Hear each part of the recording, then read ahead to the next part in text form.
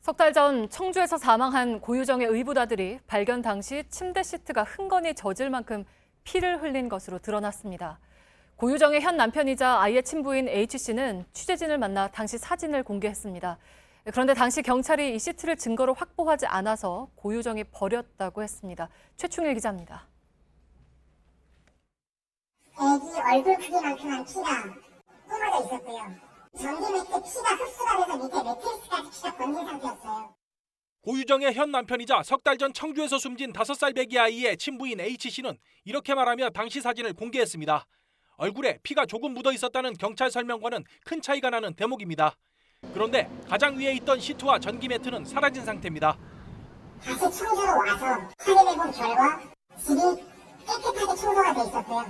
전기 매트랑 애기 요들은 이미 다 버려진 상태였어요. 경찰이 증거물로 확보하지 않아 고유정이 버린 겁니다. H씨는 이번에 전 남편 살인 현장이 치워진 것도 석 달 전과 비슷한 양상이라고 말했습니다. 고유정이 전 남편 사건을 보면서 너무나 놀래고 소름이 돋았습니다. 또 부검 과정에서 엎어진 채 발견된 아이의 등에서 아이 팔뚝 굵기의 자국이 발견됐다고 말했습니다. 경찰은 이를 보고 H씨 다리가 올라갔을 가능성을 제기했다고 합니다. H씨는 적극 반박했습니다. 제 다리가 올라갔다고 해서 애기는 보기만 보면 숨을 쉴 수가 있는데 제 다리가 올라갔다면 다리 자국은 세로로 나야죠, 이렇게. 이런 정황이 있는데 당시 강제 수사를 하지 않은 것에 대해 납득할 수 없다고 강조했습니다.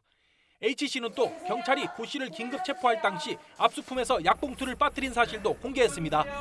나중에 자신이 발견해 경찰에 제출했는데 여기에는 고유정이 미리 처방받은 졸피뎀 5알 중 4알만 남아있었다고 말했습니다. 실제 사망한 고 씨의 전 남편 36살 강모 씨의 혈흔에서 졸피뎀이 검출됐습니다. JTBC 최충일입니다.